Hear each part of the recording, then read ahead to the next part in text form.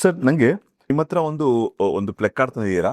Mathematician is someone ಹೂ ಅಂತ English ಅಲ್ಲಿ ಇದೆ, ಪ್ಲಸ್ ಕನ್ನಡದಲ್ಲಿ ನೀವು ಬರ್ದಿದ್ದೀರಾ ಇದರಲ್ಲಿ ಗಣಿತ ಬಲ್ಲವರೆಂದರೆ ಕಲ್ಪನೆಯನ್ನು ಬಳಸುವವರು, ಉತ್ತರವನ್ನು ವಿವರಿಸುವವರು, ಮಾದರಿಗಳನ್ನು ಹುಡುಕುವವರು, ಅಂದಾಜಿಸುವವರು, ಅನ್ವೇಷಣೆಯಲ್ಲಿ ತೊಡಗುವವರು, ಮುನ್ಸೂಚಿಸಬಲ್ಲರು, ಪ್ರಶ್ನಿಸಬಲ್ಲರು, ಸಮಸ್ಯೆಗಳನ್ನು ಪರಿಹರಿಸಬಲ್ಲರು, ಪ್ರಯೋಗಶೀಲರು.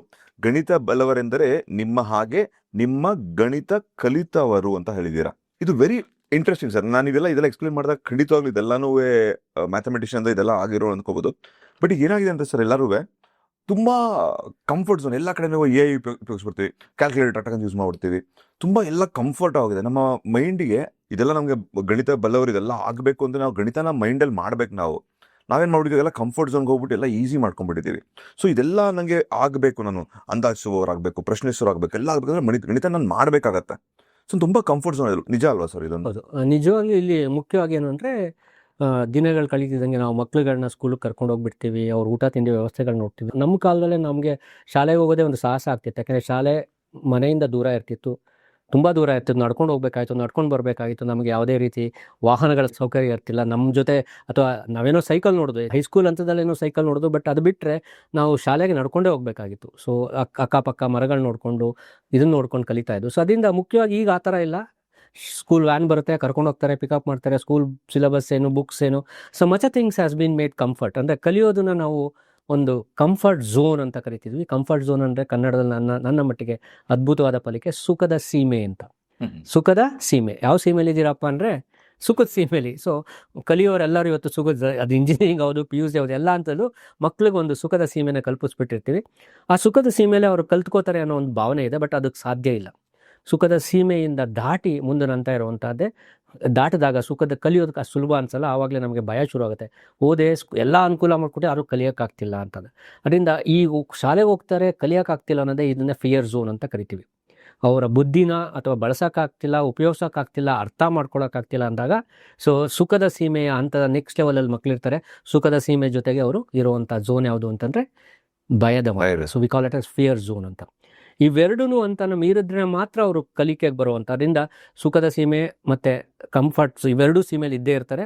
ಸ್ಕೂಲಲ್ಲಿ ಒಂದು ಭಯದ ವಾತಾವರಣ ಕಲಿಯೋಕ್ಕಾಗುತ್ತೋ ಇಲ್ಲ ಈ ಥರ ಅದನ್ನು. ಬಟ್ ಅದನ್ನು ಮೀರಿ ಬೆಳಿಬೇಕಾಗತ್ತೆ, ಪ್ರಶ್ನಿಸ್ಬೇಕಾಗತ್ತೆ, ಅರ್ಥ ಮಾಡ್ಕೊಳಕ್ಕಾಗತ್ತೆ, ಅಭ್ಯಾಸ ಮಾಡಬೇಕಾಗತ್ತೆ.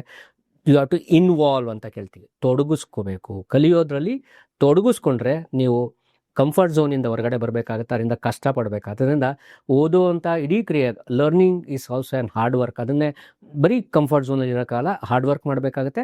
ಮತ್ತು ಶಿಸ್ತುಗಳು, ಯಾವಾಗ ಶಿಸ್ತು ಮತ್ತು ಹಾರ್ಡ್ ವರ್ಕ್ ಸೇರ್ಕೊಳ್ಳುತ್ತೋ ಆವಾಗ ಕಲಿಕೆ ಆರಂಭಗೊಳ್ಳುತ್ತೆ. ಬಟ್ ಅದಕ್ಕೆ ಆಸಕ್ತಿ ಇರಲೇಬೇಕು ಅಂತ. ಸೊ ಶಿಸ್ತು, ಆಸಕ್ತಿ ಮತ್ತು ನಾನು ಹೇಳ್ದಂಗೆ ಡಿಸಿಪ್ಲಿನ್ ಜೊತೆಗೆ ಹಾರ್ಡ್ ವರ್ಕ್ ಅಂದರೆ ದುಡಿಮೆ ಅಂತ ಪದನೇ ನಾನು ಬಳಸೋಕ್ಕೆ ಇಷ್ಟಪಡ್ತೀನಿ. ಇನ್ಸ್ಟೆಡ್ ಆಫ್ ಟೆಲಿಂಗ್ ನೀವು ಕಷ್ಟಪಡಿ ಅನ್ನೋಕ್ಕಿಂತ ಬದಲು ದುಡಿಬೇಕಾಗುತ್ತೆ. ಓದೋದಕ್ಕೆ, ಕಲಿಯೋಕ್ಕೆ ದುಡಿಮೆ ಮಾಡಿದಾಗ ಆಗ ನೀವು ಕಲಿಕೆ ಹಂತಕ್ಕೆ ಬರ್ತೀರಾ. ಲರ್ನಿಂಗ್ ಝೋನ್ ಅಂತ ಕರೀತಾರೆ. ಅಂದರೆ ನಾವು ಈ ಹಂತಗಳನ್ನ ಪ್ರತಿ ಸಲ ನಾವು ಈ ಹಂತಗಳಲ್ಲಿ ನಾವು ಹೋಗ್ತಾ ಇರ್ತೀವಿ. ಹಂತಗಳನ್ನ ದಾಟಕ್ಕೆ ಪ್ರಯತ್ನ ಮಾಡಬೇಕು.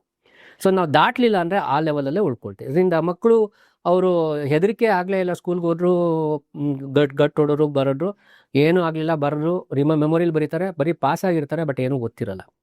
ಸೊ ಆಮೇಲೆ ಲೈಫಿಗೆ ಬಂದಾಗ ಆವಾಗ ಫಿಯರ್ ಝೋನ್ ಶುರುವಾಗುತ್ತೆ. ಅಲ್ಲೇ ಗೊತ್ತಾಗ್ತಿಲ್ಲ ಅನ್ನೋದು ಪ್ರಶ್ನೆ ಬಂದಿದ್ದರೆ, ನನಗೆ ಗೊತ್ತಾಗ್ತಿಲ್ಲ ಅಂದರೆ ಫಿಯರ್ ಝೋನ್ ಬರ್ತಾ ಇತ್ತು ಮಕ್ಕಳಿಗೆ. ಶಾಲೆಯಲ್ಲೇ ಏನಕ್ಕೂ ಎದುರ್ಕೋತಿಲ್ಲ, ಕಲಿಯೋಕ್ಕೂ ಎದುರ್ತಾ ಇಲ್ಲ. ಕಲಿಯೋಕ್ಕೂ ಸಹ ನಾವು ಭಯಪಡಬೇಕಾಯ್ತು ಒಂದೊಂದ್ಸಲಿ. ಕಲಿಯೋದು ಸುಲಭ ಅಲ್ಲ. ಕಲಿಯೋಕ್ಕೂ ಸಹ ನಾವು ಅದಕ್ಕೆ ಶ್ರದ್ಧೆ, ಭಕ್ತಿ ಅಂತ ಹೇಳ್ತಾರೆ. ಶ್ರದ್ಧೆ ಮತ್ತು ಭಕ್ತಿ ಅಂದ್ರೇನು, ಕಲಿಯೋದ್ರ ಬಗ್ಗೆ ಇರುವಂಥ ಗೌರವ, ಭಯ, ಭಕ್ತಿ ಇರಬೇಕು ಕಲಿಯೋಕ್ಕೆ ಅಂತಾರೆ. ಅದನ್ನು ನಾವು ಫಿಯರ್ ಝೋನ್ ಅಂತ ಕರಿತೀವಿ. ಕಲಿಯೋಕೆ ಇರುವಂಥ ಭಯ ಭಕ್ತಿಗಳೇ ನಿಮ್ಮ ಫಿಯರ್ ಝೋನ್. ಸೊ ಅದು ಭಯ ಭಕ್ತಿಯಿಂದ ನಾವು ಕಲಿತಾಗ ಅದು ನಾವು ಲರ್ನಿಂಗ್ ಝೋನ್, ಕಲಿಕೆ ಇಮ್ಮಡಿ ಆಗುತ್ತೆ, ಕಲಿಕೆಯ ಝೋನಿಗೆ ಬರ್ತೀವಿ. ಬಟ್ ಇವ್ಯಾವುದೂ ಇಲ್ಲದೆ ಕಲಿಯೋದು ಯಾವುದೇ ರೀತಿಯ ಉಪಯೋಗ ಮಾಡಲ್ಲ. ಅದರಿಂದ one has to go through all these zones of ಕಲಿಕೆ ಮಾಡುವಾಗ ನಾವು ಕಂಫರ್ಟ್ ಝೋನಿಂದ ಹೊರಗಡೆ ಬಂದು ಒಂದು ಫಿಯರ್ ಝೋನ್ ಎಂಟ್ರಾಗಿ ಅದರಿಂದ ನೆಕ್ಸ್ಟ್ ಝೋನ್ಗೆ, ಲರ್ನಿಂಗ್ ಝೋನ್ಗೆ ಬಂದು ಆಮೇಲೆ ಇವೆಲ್ಲವೂ ಆದರೆ ನಮಗೆ ಬರೋವಂಥ ಸಿಗುವಂಥ ಝೋನೇ ಲೈಫಲ್ಲಿ ಬೆಳೆದಿದ್ದೀವಿ, ಗ್ರೋತ್ ಝೋನ್ ಅಂತ ಕರೀತೀವಿ. ಸೊ ಏನು ಕಲ್ತಿದ್ದೀವಿ ಅಂದರೆ ಗ್ರೋತ್ ಝೋನಿಗೆ ಬರ್ತೀವಿ. ಅದರಿಂದ ಇದೊಂದು ಟೆಂಪ್ಲೇಟ್ ಆಗಿ ತೋರಿಸ್ತಾರೆ ಈ ಥರ ಗ್ರೋತ್ ಝೋನ್. ಸೊ ಅದನ್ನು ನಾವು ಸರಿಯಾಗಿ ಗಮನಿಸಿ ಅದರಿಂದ ಕಲಿಯುವಾಗ ನಾವು ಗಮನ ಕೊಟ್ಟು ಕಲ್ತ್ರೆ, ಭಯಭಕ್ತಿಯಿಂದ ಕಲ್ತ್ರೆ ಈ ಝೋನ್ಗಳನ್ನ ಅರ್ಥ ಮಾಡ್ಕೊಂಡು ಕಲ್ತ್ಕೊಂಡ್ರೆ, ನಾವೆಲ್ಲಿ ಯಾವಾಗ ಝೋನಲ್ಲಿ ಇದ್ದೀವಿ ಅನ್ನೋದು ಅರ್ಥ ಮಾಡ್ಕೊಂಡು ಕಲ್ತ್ಕೊಂಡ್ರೆ ಕಲಿಕೆ ದೊಡ್ಡದಾಗುತ್ತೆ, ಬದುಕಿಗೆ ಬಳಸ್ಕೋಬೋದು, ನಿಮ್ಮ ಬದುಕು ಹಸನ ಆಗುತ್ತೆ ಅಂತ ಹೇಳ್ತೀನಿ. ನೋಡಿದ್ರಲ್ಲ ಈ ಪಾಡ್ಕಾಸ್ಟ್ ಕ್ಲಿಪ್ ನೀವು, ಇದು ನಿಮ್ಗೆ ಇಷ್ಟ ಆಯ್ತು ಅಂತ ಅನ್ಕೋತೀನಿ. ಈ ಒಂದು ವಿಡಿಯೋದ ಫುಲ್ ವಿಡಿಯೋ ನೋಡಬೇಕು ಅಂತ ಶ್ರೀಮಂತ ಮನೆಪಾಠ ಚಾನಲ್ ಬಂದು ನೋಡಿ, ಅದರಲ್ಲಿ ನಿಮಗೆ ಫುಲ್ ವಿಷಯಗಳು ತಿಳ್ಕೊಳುತ್ತೆ. ಇನ್ನೂ ಇಷ್ಟೊಂದು ಹಲವಾರು ವಿಷಯಗಳನ್ನ ತಿಳ್ಕೊಳ್ಳೋ ಸಿಗುತ್ತೆ. ನಿಮ್ಗೆ ಟೈಮ್ ಇದ್ದರೆ, ಟೈಮ್ ಇಲ್ಲ ಅಂದರೆ ನಾವು ಶ್ರೀಮಂತ ಮನೆಪಾಠ ಕ್ಲಿಪ್ಸಲ್ಲಿ ಬಂದು ನೀವು ಎಲ್ಲ ಕ್ಲಿಪ್ಗಳನ್ನ ತುಂಬ ಸಂಕ್ಷಿಪ್ತವಾಗಿ ನೋಡಿಕೊಂಡು ನೀವು ಎಂಜಾಯ್ ಕೂಡ ಮಾಡ್ಬೋದು. ದಯವಿಟ್ಟು ಶ್ರೀಮಂತ ಮನೆಪಾಠ ನೋಡಿ, ಶ್ರೀಮಂತ ಪಾಡ್ಕಾಸ್ಟ್ ಕ್ಲಿಪ್ ಚಾನಲ್ ಎರಡಕ್ಕೂ ಸಬ್ಸ್ಕ್ರೈಬ್ ಮಾಡಿ, ಎಂಜಾಯ್ ಮಾಡಿ, ಎಷ್ಟೊಂದು ವಿಷಯಗಳನ್ನ ತಿಳ್ಕೊಳ್ಳಿ.